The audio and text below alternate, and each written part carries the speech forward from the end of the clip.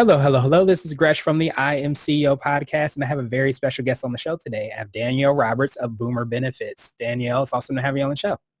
I'm so excited to be here. My pleasure. Thank you. No problem. Super excited to have you on. And what I want to do is just read a little bit more about Danielle so you can hear about all the awesome things that she's doing. And Danielle is a founding partner of Boomer Benefits, a national top producing agency that specializes in Medicare-related insurance products across 47 states. Her team helps baby boomers navigate Medicare and choose suitable supplemental coverage. She's a member of the Forbes Finance Council, where she writes about Medicare, retirement, and personal finance, and is also a past president of the Fort Worth chapter of the National Association of Health Underwriters. Her agency was recently named the 2019 Health Insurance Advisory Firm of the Year by Finance Monthly. Congratulations. And are you ready to speak to the IMCO community? I am. Let's do it. Let's do it. So the first question I had was to hear a little bit more about what I call your CEO story and what led you to start your business. Yeah.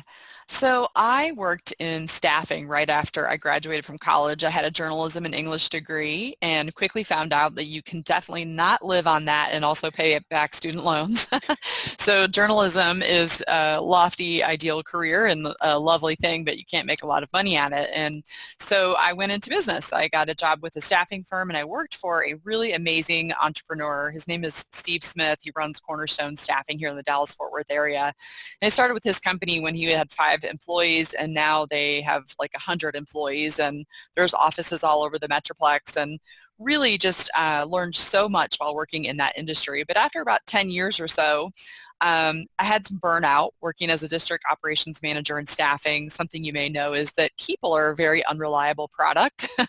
So you might put them on a job and they don't show up, and then the client is mad, and you can do that for so long. So I knew I had always wanted to run a business. I enjoy sales and was sort of an entrepreneurial kid. Along with my brother, we used to knock on doors and wash cars, and we sold earthworms to fishermen. If there was a way to make a buck, we did it when we were kids. So a friend of mine had an interview, a group interview with an insurance firm. And she asked me if I wanted to go along because I had mentioned to her that I was interested in owning a business. And I thought, insurance, it's pretty non-glamorous, but sure, I'll go and just see what it's all about. And then I went to the presentation and totally fell in love with the idea. I thought it sounded like a great business where you can honestly provide help to people who truly need it. And at the same time, you can earn a good living and you don't have to worry about your product sitting on the shelves or spoiling. It's a great business in terms of being able to start it on the side and not have to worry about some of the investment things. There's not a lot of startup costs. So I got my license, which isn't that hard to do in any state. You can go and get an insurance license. You can usually take a 3-day course and then take an exam afterward. And the course is quite good to prepare you. I started my insurance agency by bootstrapping it. I literally drove out to business parks and knocked on their front door and asked them if I could quote their group health insurance and left my business card. I targeted small businesses so that, they would be hopefully willing to give me a chance. And sure enough, they did. They would call me back and when their group health came around, and I started writing that type of business. And that eventually evolved into selling individual health policies because sometimes the business owners would decide they couldn't afford to offer group health insurance, but they needed to set it up for their own family. And then what happened from there is people were asking all the time after I would set them up, hey, do you know anything about Medicare? Because my dad is turning 65 or my mom is turning 65 and that stuff is ridiculous. It's so hard to figure out. So we went and learned how to do that. We found quickly that Medicare is a terribly big beast with 4 parts and 10 supplement products and way too many choices. One of those things that you learn about as an entrepreneur is giving someone too many choices is not always a good thing. And definitely Medicare does that to the American public. So we learned how to educate people on Medicare, and slowly over time we phased out the whole group side of our business, and now we just work with individuals who are turning 65 and need help with their Medicare. We do education and we teach them all the things about what the government provides. And that's how we make our living, is to sell the supplemental products to them on the back end. Nice. I absolutely love that. I am too an English major as well. And I too saw the journalism industry and where that's going. and I decided to, do digital marketing websites. So go figure. But the good thing is that you need communication everywhere. And as you've definitely shown that, been able to grow your insurance practice, like communication is something that you can use in every single industry. And it kind of sounds like you've been able to do that. Absolutely. Yeah, you can apply it to pretty much any career. So if you go to college, kids, and you're not sure what to do and you can't really find a major that excites you, a good old liberal arts communications degree is definitely something you can apply anywhere. Yeah, absolutely. And I love the fact too, because I think sometimes I always say the true measure of a genius is being able to take something that's complex and be able to kind of communicate it well to people that may not understand or maybe have so many other things going on. It kind of sounds like you're doing that for, Medicare and those type of industries as well. Yeah, you break it down into words that they can understand, right? So, insurance is full of language like deductibles and co-pays and co-insurance, and a lot of people don't know what those things mean. So if you want to sell something that's really just an educational sale where people need it anyway, but you're explaining the product to them so that they can, just not feel so overwhelmed. Lots of great businesses, that's what their business is about, is explaining something that people don't understand and then solving that problem for them. And so that's worked out very well for us. Nice. That's great to hear. And I know you touched on, some of the products and services that you guys have. Mm-hmm. Do you have anything more to add about that, or what you feel kind of sets you apart and makes you unique, or what I call your secret sauce? Sure. So in this industry, if you're working with the Medicare products, there's your traditional Medicare supplement, which is just a policy that pays after Medicare to take care of some of the things that you would normally have to pay, like deductibles and coinsurance and copays. And then there are Medicare Advantage products, which are private insurance. So people can opt not to get their benefits through the federal government and instead to get those Medicare benefits from a private insurance company with a network. And that sort of rolls the whole product into one thing where you can get your drugs using the same ID card as you can go to the doctor. And that's very familiar to people. And then, of course, there's drug plans, which are super confusing in Medicare, and we can sell those as well. And then we sell a little bit of related products like dental insurance, because Medicare doesn't cover dental, vision, and hearing. I don't know why they figured that when they created a healthcare system that people 65 and older suddenly wouldn't need dental, vision, or hearing products. They need it more than anyone else. But we sell some of those products and occasionally a little bit of life insurance too. The big thing that's been the secret sauce for us, and of course, everyone who is a really successful entrepreneur, I think you know that the secret sauce isn't really the secret sauce. In a lot of businesses, it's the same thing. You might be putting forth a hard effort or keep going or persistence. But for us, it's been amazing client service. So anybody who enrolls with a Medicare insurance policy, that is not the end of it. They will have claims get denied because the doctor miscoded the bill. They will enroll in a plan without checking to see that it covers one of their medications, and then they're calling you to see, are you an agent that can help them switch to another product that does cover that. Sometimes they're standing at the pharmacy at 4 o'clock on a Friday and they really desperately need their medication over the weekend, and the Part D company refuses to fill it. And these are all things that will literally make your hair fall out. It's so difficult to deal with. Mm-hmm. So we built a team here. My brother and I invest over $1 million a year in payroll for a client service team of licensed insurance agents that not only are capable of selling these products, but instead they go through all this additional training so that on the back end, our existing policyholders have this team that they can call and say, I got a bill, do I owe this? I got this claims denial from Medicare, can you help me write my appeal? I'm standing at the pharmacy and they're refusing to fill my medication, and if I don't have it tomorrow, I'm going to have, an insulin fit. Like, these are things that are super important. And so instead of our clients having to get their 1-800 number off the back of their ID card or call Medicare and wait on hold for 30 minutes to speak to a stranger, they call here to Boomer Benefits, ask for the client service team, and our team is right on it. And we know all the right people to conference in. We know how to write the appeals, how to file the exceptions, who to get on the phone when someone isn't filling a drug. And so all the things that would normally be problematic for a consumer that has a Medicare supplement policy or drug policy, we already know how to fix all those things and have done it a million times. And so we offer that for absolutely no charge. So if they enroll in their product through our business, we provide all of that on the back end for free. And it really is great for persistency, because once they experience that level of service, they're afraid to go anywhere else because they don't know what they would do if they had that happen to them without being able to call our team. And so we've just taken a very old idea, which is to, over deliver on customer service, and brought it into the Medicare world, and it's done wonders for setting us apart from our competition. Yeah, that makes perfect sense. And it's funny, you hear across different industries, like how people don't value customer service or they take it for granted. But to do, and it sounds so small, but it makes such a big impact to be able to get back to the person when they call or pick up the phone when they call and be able to get them the right information or to the right people, because a lot of times people just are looking for peace of mind, and being able to pick up the phone and know a number and a person that they can talk to helps out tremendous. So I love that secret sauce. Yeah, I think it's good. If you think about, like, if you've ever had to call the phone company because there was something on your bill that shouldn't have been there, and you literally would rather cut off your arm than have to sit through that phone call. If I could pay someone to call them when that happens and let them deal with it, I would love to do that. And so it's just that same kind of concept as providing something that you couldn't get somewhere else. Exactly. And then to get on the phone and they tell you something that you don't even understand, and then you're kind of stuck in the exact same place. So it's great to be able to lean on companies like you to be able to do that. So Sure. I wanted to switch gears a little bit, and I wanted to ask you for what I call a CEO hack. And this might be an app, a book, or a habit that you have, but it's something that makes you more effective and efficient.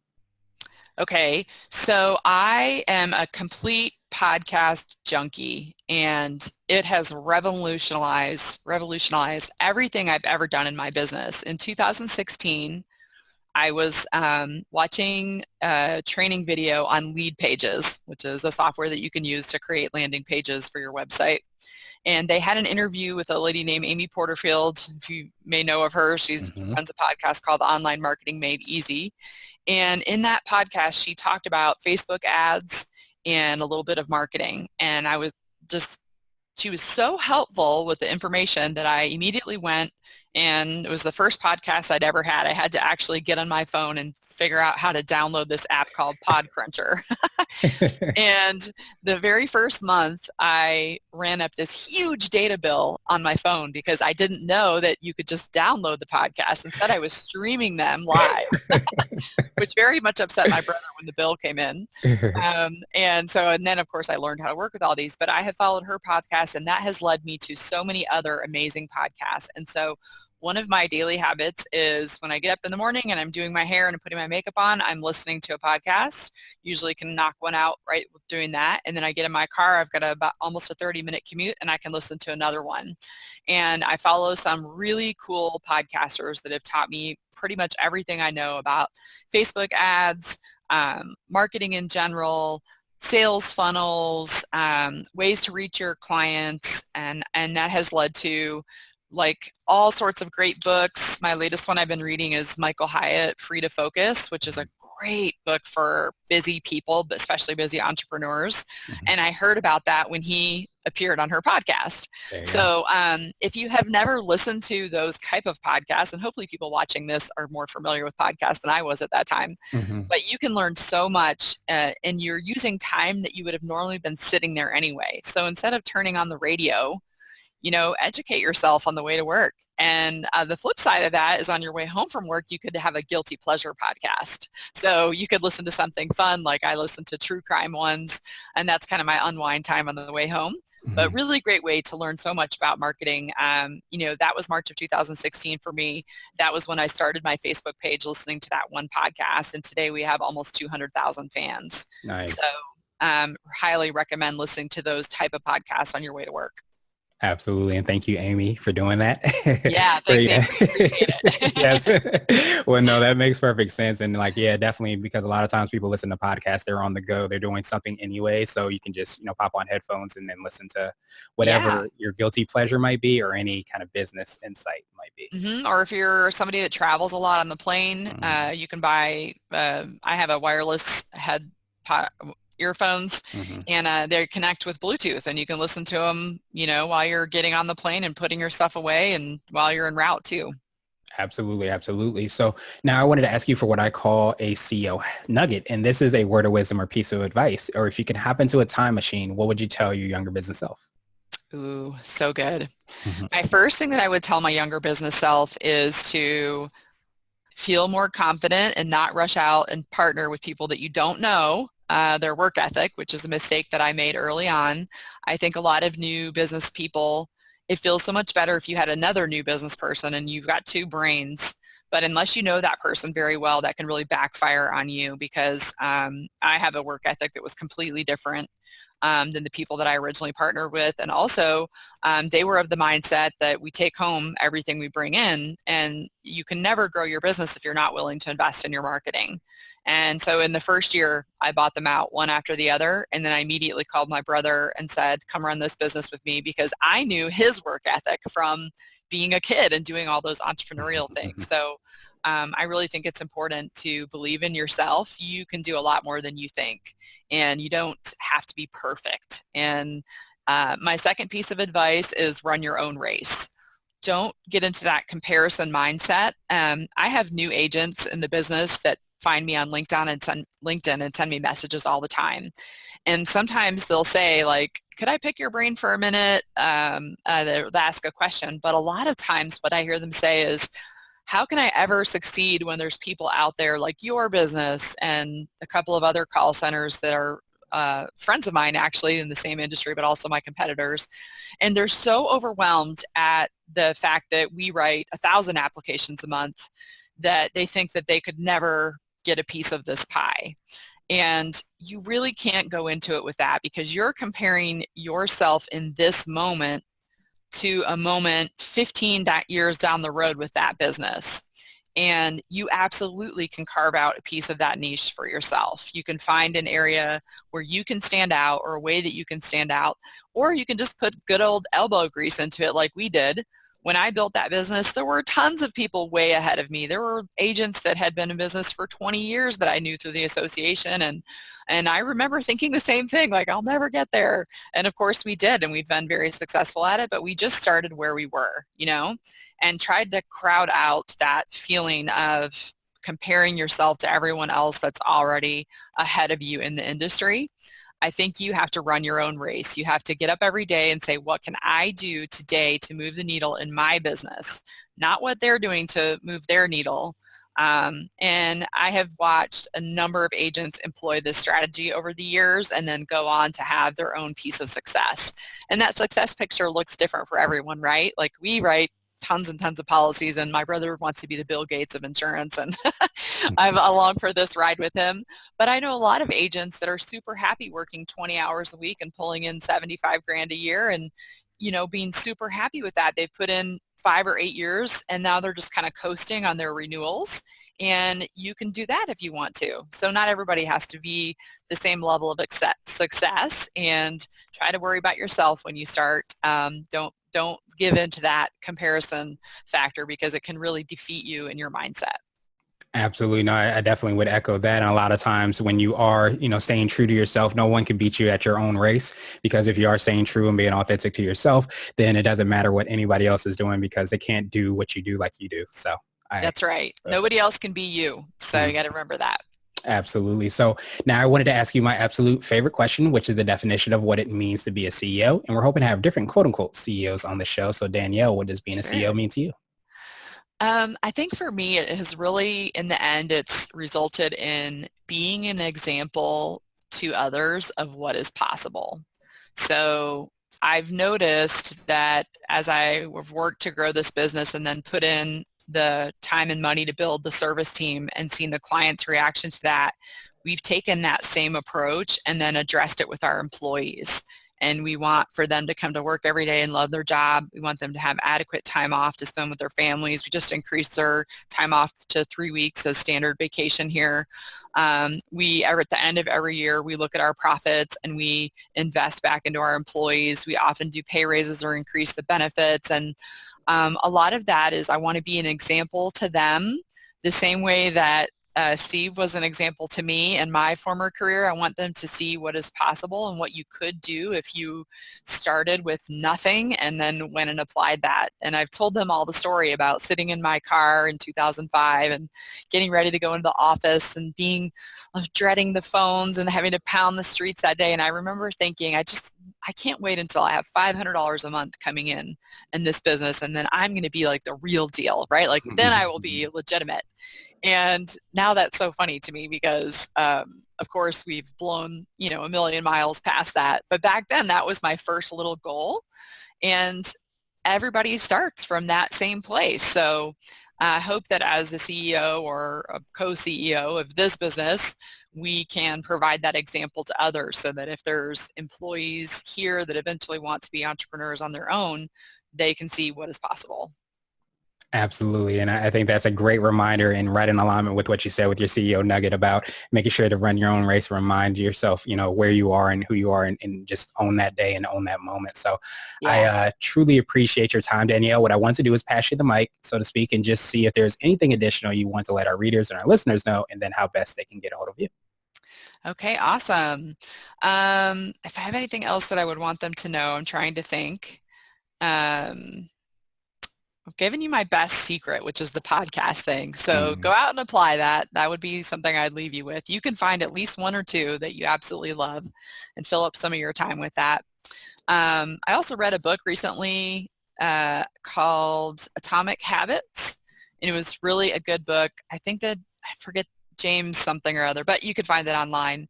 And that was really good at analyzing your day and putting in building habits out of repetition. It was a really interesting book, and I've been able to apply some things there that I think have made me more productive. So highly recommend that book if you have a chance to give it.